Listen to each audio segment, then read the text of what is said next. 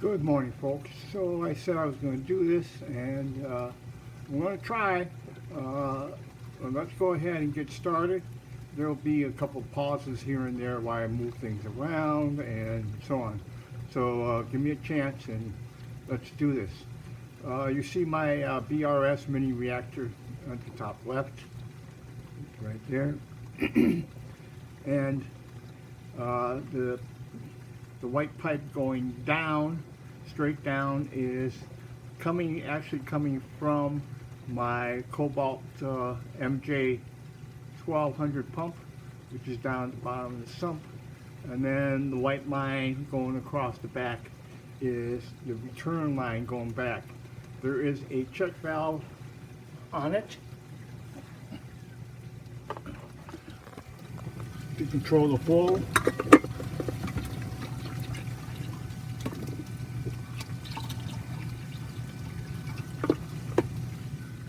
And you do not want to make the mistake of just turning off that check valve. So the pump itself is turned off. You don't want to turn it off at the check valve, because all you're going to do is, when you go to unscrew the body of the reactor, the water is just going to keep on flowing. And trust me, I learned that from previous mistakes. So anyway, you can go ahead.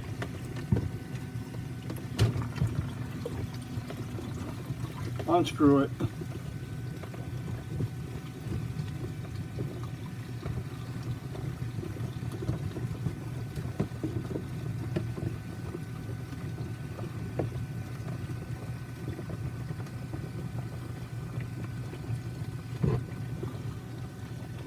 Coming out. Pour a little in there, back in, and hold on while I go out to the sink. And there it is. I go out to the sink and get that ready. So hold on. This is the BRS mini reactor. It comes, of course, I'm not showing you the top part of it, where the connection fittings, but it has push connect fittings. It has a flow control and a refillable cartridge, which I will be showing you how to take care of in a second. It's real easy to fill, and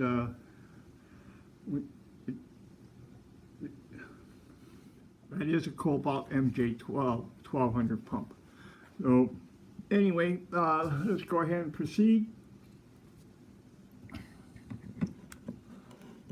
And it has a refillable cartridge. It comes out standalone just like this. Obviously, I'm going to go ahead and let it drain.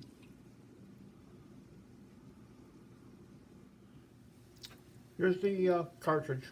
You're going to take a knife and you're going to insert it into the top of the cartridge. You're going to pop it right on off. Very easy to do. Take the cartridge, top, and set that aside. Then you have your sponge. Put that aside, and as far as the carbon and the GFO, kind of heavy in there, I'm going to go ahead and rinse it down the drain.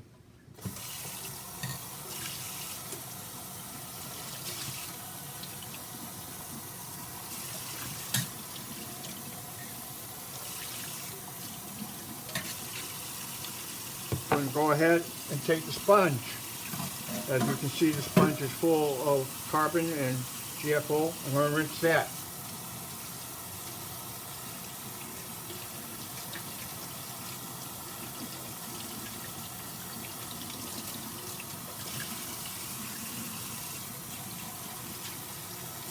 I'm going to make sure that the bottom of the container is clear and free of any debris.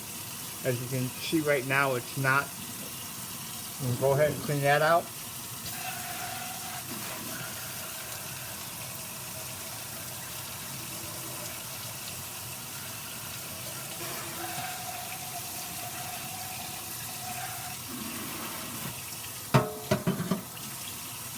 Generally does not take much to do that.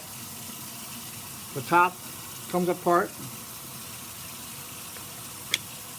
into two pieces. Rinse those off.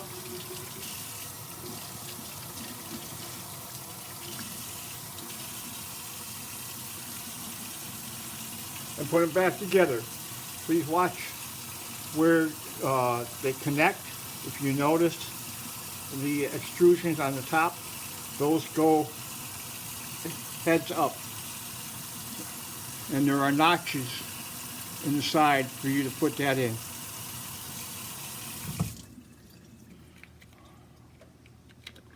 So you go ahead and do that.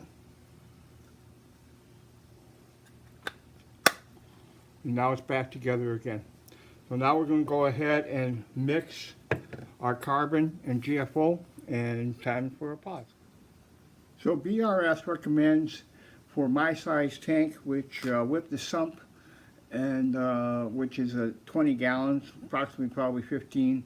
I have about 55 or 60 gallons of water in the tank, and they recommend approximately 8 teaspoons of GFO and 8 teaspoons of carbon.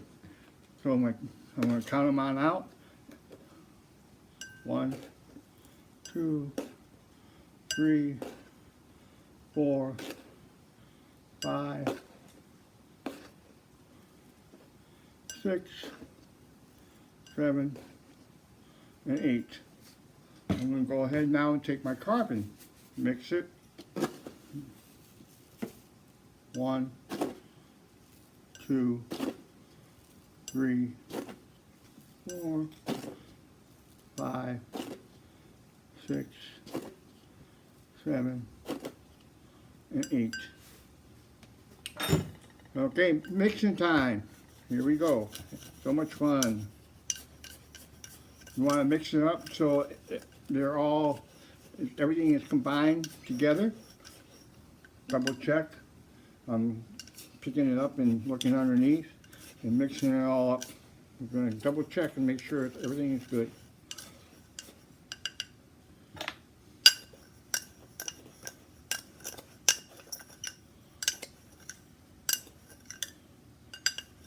So now I got a nice mix.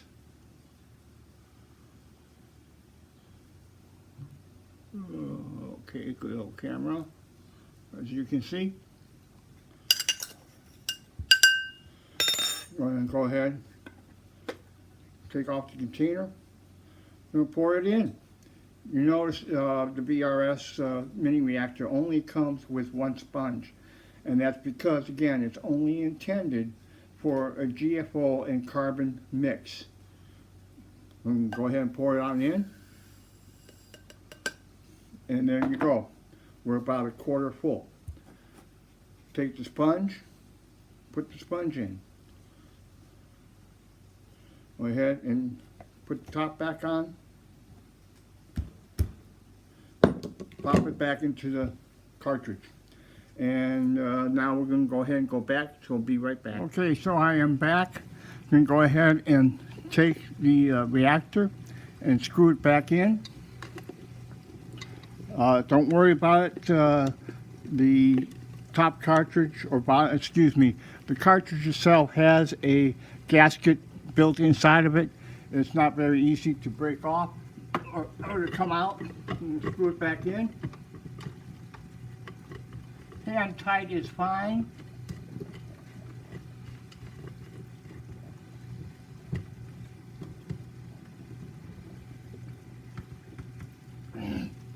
And now you're going to make sure that your ball valve is turned off.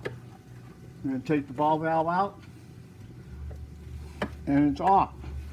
Now, in order for this to start working properly, you really need to make sure that you rinse it all out first. So we're going to go ahead and turn the pump back on, and we're going to go ahead and rinse it on out with this wonderful little bucket that I got. Oh, hold on. So the pump is on. I am now going to go ahead and take the hose, place it in my bucket, turn it on, and you want to rinse it out. So now you can see the cartridge is filling up with water. And here it comes, and it's pretty nasty right at the moment. And you want to rinse this till you have clear water coming out of the end of the hose.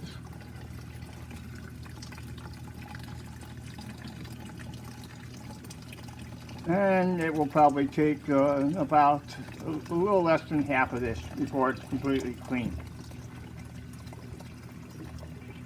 And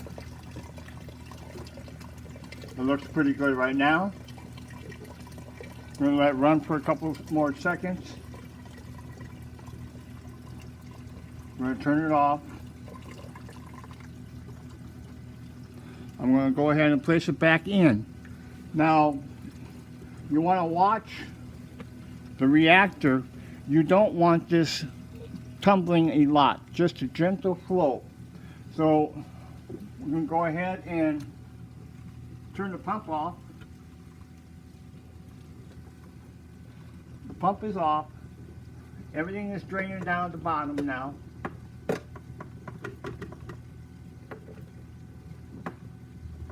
Well, almost.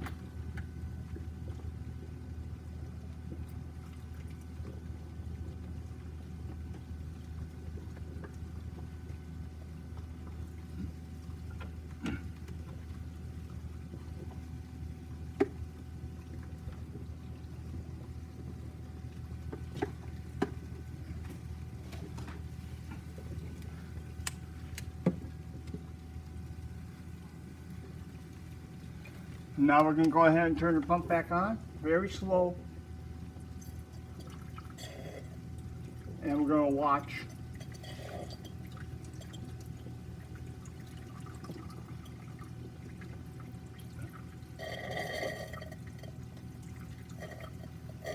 As it fills up, and it's going to go ahead and tumble inside the reactor just very slowly, just so you see a small, like a wave going.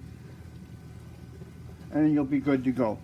As the GFO is used up, you will have to increase the flow rate, but other than that, works great. My brown hair algae is almost gone, and I like it. And I'll go ahead and show you the tank in a minute. Wait one. Okay, this is a real super close-up of the reactor, and you can see the flow and the tumbling.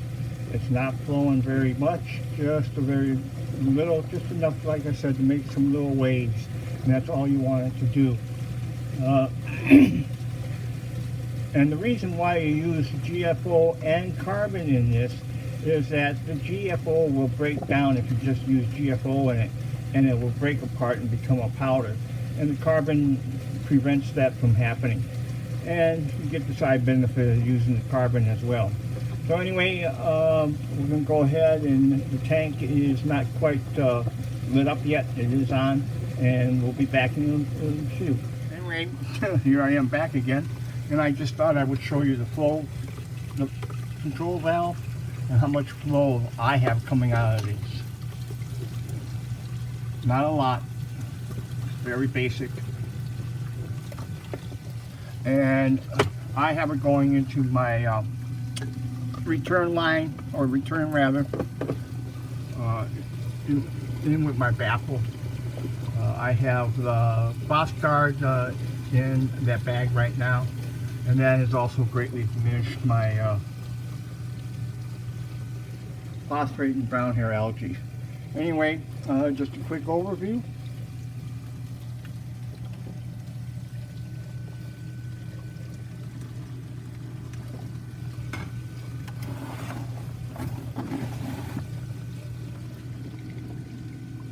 My wave line pump return connected to my Apex, my WXM module, control module, my two Vortex MP10s. There's my wonderful Curve 5 skimmer. I really like it a lot, although it's still trying to get tuned in. It'll run like this for a day. That's barely putting anything out at the top, and I'll increase it, and later on it comes full blown. We'll have to wait and see for that one. Anyway, be right back. Sorry, this was a little long, and anyway, peace, and thank you for watching. Bye-bye.